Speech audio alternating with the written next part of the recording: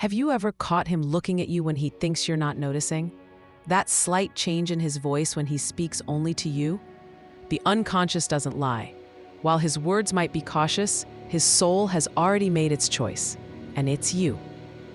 Have you felt that connection when something in you recognizes something in him beyond words or logic? That moment when your heart whispers, "I know you. Somehow, I've always known you." What I'm about to share isn't romantic fantasy. It's the psychology of soul recognition that Jung dedicated his life to understanding. While our conscious mind speaks through words, our soul communicates through whispers only the heart can hear. Most people search for grand declarations and obvious signs, while missing the profound language of the unconscious that speaks through subtle behaviors. Jung taught us that until you make the unconscious conscious, it will direct your life and you will call it fate. So how do you know if he's truly in love with you? Not just on the surface, but in that deep, soul-aligned way that transforms both of you. Sign 1. Deep attention to detail. The first sign lies in how he sees you, not just your physical appearance, but the subtle landscape of your being. He notices when your energy shifts, when your smile doesn't reach your eyes, when something is weighing on you that you haven't mentioned. This isn't the superficial attention that comes from infatuation, but the deep perception that Jung called soul recognition. It's the difference between someone looking at you and someone truly seeing you.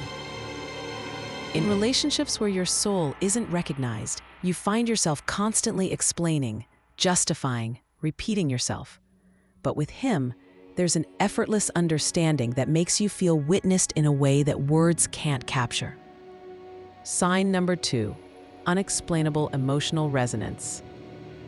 Have you noticed how he seems to call or text at the exact moment you were thinking of him? Jung called these acausal connections, meaningful coincidences that defy logical explanation. It's as though an invisible thread connects your emotional states, pulling you toward each other even across distance and time. You find yourself thinking of him, and moments later, he reaches out. This isn't the anxious checking in of someone afraid to lose you, but the natural gravitational pull between two souls in alignment. Your body knows this truth. Notice how you feel when his name appears on your phone. Is there a settling, a recognition, a sense of course it's you? Sign number 3, the mask transformation. Notice how his voice changes tone, his body language shifts, how he becomes more vulnerable and real in your presence. These are unconscious signals his soul is recognizing yours. Jung called this dropping the persona, the social mask we wear for the world. With you, he feels safe enough to reveal his authentic self, not because he's trying to, but because your presence naturally evokes it. Have you noticed how differently he acts when it's just the two of you versus in group settings? With others, he might be confident, charming, even guarded, but with you, there's a softness, a truth that emerges without effort. Love should feel like home, not performance. When someone's soul has chosen you, they don't have to become someone else to earn your approval. Sign number 4, protective energy without control. When a man's soul has recognized yours, his protective instincts activate, not to control you, but to create a safe container where you both can flourish. This protection shows in small gestures, texting to make sure you got home safely, standing between you and a crowded room, offering his jacket before you've mentioned being cold. In toxic relationships, protection becomes possession. In soul connections, it becomes a shelter that strengthens rather than diminishes you. It's the difference between someone who wants to own you and someone who wants to witness your expansion. Sign number 5, uncontrollable body language. Our bodies express what our conscious mind isn't ready to admit. Notice his pupils dilating when he looks at you, his body unconsciously leaning toward you in conversation, how he mirrors your movements. These are physiological responses beyond conscious control. When you're together in a group, Who does his body orient toward, even when he's speaking to others? Who does he unconsciously seek eye contact with after something funny or surprising happens? These micro-expressions reveal more truth than carefully chosen words ever could. With someone truly aligned with your soul, your nervous system relaxes, your breathing deepens, your gestures become more fluid. When it's right, your body will know before your mind can articulate why. Sign number 6, protective reactions when others speak about you. Watch his jaw tighten slightly when someone criticizes you, how his eyes light up when your name is mentioned in conversation. These instantaneous reactions aren't calculated. They're his unconscious revealing what matters deeply to him. Think of someone who's defended you when you weren't in the room. Isn't that one of the purest forms of care? Protecting your energy without expectation of recognition or reward? In relationships where your soul isn't recognized, you often find yourself defending your own worth. But with him, there's an ally in your corner, even when you're not present. Not because he agrees with everything, but because he sees the essence of who you are. Sign number 7, small but consistent efforts. Notice the difference between performative efforts meant to impress versus consistent small actions done without audience. He remembers how you take your coffee, saves articles that would interest you, makes space for your preferences without being asked. True connection isn't built on grand gestures that burn bright and fade quickly. It's cultivated through countless small moments of attention, like water shaping stone, not through force, but through gentle persistence. In relationships where your soul isn't recognized, you often feel like you're constantly reaching, always adjusting yourself to fit.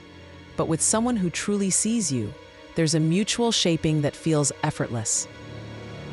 Sign number 8, silent inner transformation. Infatuation makes you constantly check your phone. Soul connection gives you peace even in absence. Jung described this as internal transformation, when someone begins to reorganize their inner world to make space for your presence.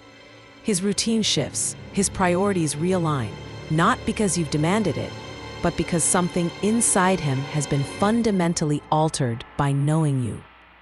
Have you noticed subtle shifts in his priorities or interests? Like a river changing course after meeting the sea, his life begins to flow differently, not from conscious effort, but from unconscious recognition.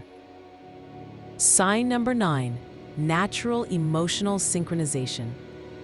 Notice how his mood shifts in response to yours, not in a codependent way, but in a naturally resonant way, like two musical instruments perfectly tuned to each other. One vibrates and the other naturally responds. In toxic connections, your emotions become burdens to be managed. In soul connections, they become bridges to deeper understanding. You don't need to explain why you feel what you feel. There's an intuitive comprehension that transcends words. When you laugh, his joy is genuine. When you hurt, he doesn't try to fix or dismiss your pain. He simply creates space for it, understanding that emotions need witnessing more than solutions. Sign number 10, valuing your wisdom. He doesn't just ask for your opinion to please you. He genuinely values your perspective as a window into truths he might not see.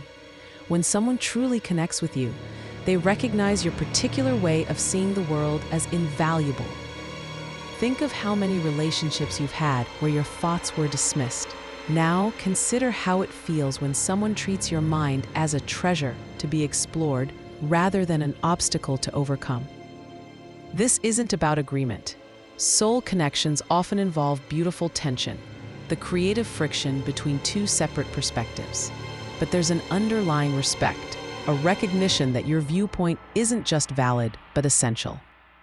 Sign number 11, unconsciously including you in his future.